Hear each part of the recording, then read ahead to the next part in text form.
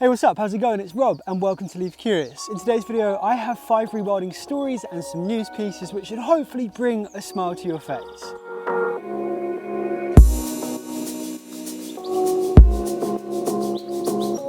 So last month, March 2022, 2 beavers were released to the City of London in Enfield. Now this is huge because the City of London hasn't seen beavers for over 400 years. And the 2 beavers, they are appropriately named Justin Beaver and Sigourney Beaver. Sigourney, I think that's how you pronounce it. It's very exciting to see rewilding being taken seriously within our cities. Rewilding isn't just for large, expansive, open areas. It can also happen in our cities, as we are seeing now. Always remember that there's an opportunity to rewild everywhere, even in our cities, especially in our cities. And Enfield, they're hoping to become the greenest London borough over the next decade, planting over 1 million trees and reintroducing the goshawk and the kingfisher. The Global Rewilding Alliance and Open Forest have created a virtual interactive map of rewilding projects around the globe. The map includes photos, videos and stories that capture the rewilding movement in 70 different countries that span across 386,000 square miles. A huge part of getting people to connect with nature is by experiencing it and understanding it. And that's exactly what this map does. It allows anyone with an internet connection to dive into any part of the world and see what's happening. It's actually pretty cool. I played on it a little bit earlier. You can zoom in and out, and as you zoom in, the number of projects expands within a given country. You can then get all of the information, like I said, about photos and videos, but you can also get information about how to donate and how to contact each project if you so wish. I love the idea of a rewilding map. Like, a rewilding map just really helps you visualize and understand what's happening, and I don't think it's something that should be done on just a global or national scale. I think it should be happening in our villages and in our towns. Like, imagine if your town had a rewilding map where each house could plot and show what they're doing, and that way you can see where there's more opportunities to rewild, and you just get this like great idea of connectedness and coming together, you know? So the northern pool frog is one of the world's rarest amphibians, and recently it's making a strong comeback thanks to some reintroduction programs here in the UK. So at the time, the only known populations of the pool frog were in Estonia and Sweden, so special permission had to be granted for them to be translocated to the UK. And it was the Amphibian and Reptile Conservation Trust and Natural England that were responsible for working with Sweden to get these pool frogs translocated to some ponds in Norfolk.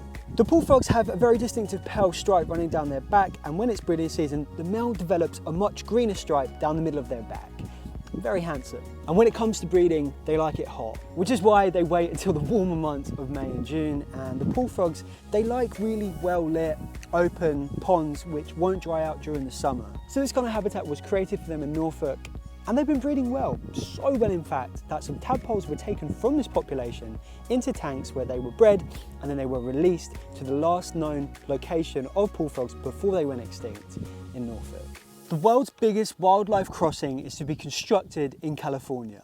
Over a decade in planning and with a $90 million budget that has been raised both publicly and privately, this wildlife crossing will span the 10 lanes of the LA 101 highway. Just weeks ago, another mountain lion was killed on this road that dissects the Santa Monica Mountains. And since 2002, at least 25 mountain lions have been killed as a direct consequence of this road. The overpass will be 210 foot long and 165 foot wide. And the design of the bridge seeks to be a natural progression from mountain to mountain. It's going to differ from other wildlife bridges which have been constructed from steel and concrete. This one will aim to seamlessly flow from the mountains. So it's a very literal and symbol of connection that really should set the benchmark for wildlife crossings across the globe, hopefully inspiring more to be made across these impermeable roads. So the bittern, Britain's loudest bird, is also making a strong comeback. It's the male's call, which can be heard over 3 miles away. Yes, you heard me right, 3 miles away. It's thought that they can create something of an echo chamber within their gullet, which produces this foghorn sound.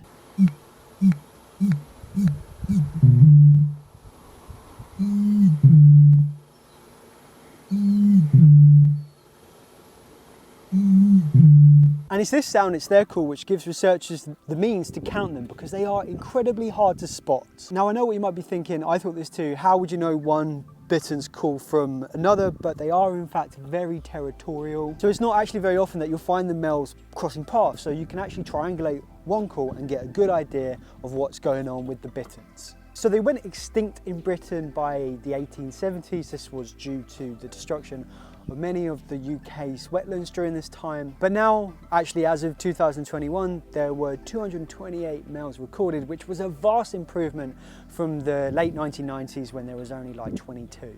And why have we seen such an increase in the bitten? Well, it's because of the great conservation and rewilding work that is being done to rewild our wetlands and our coastal areas. Okay, all right, there's 5 rewilding news stories and projects which should hopefully bring a bit of positivity and a smile to your face. If you've enjoyed this video, please interact with it.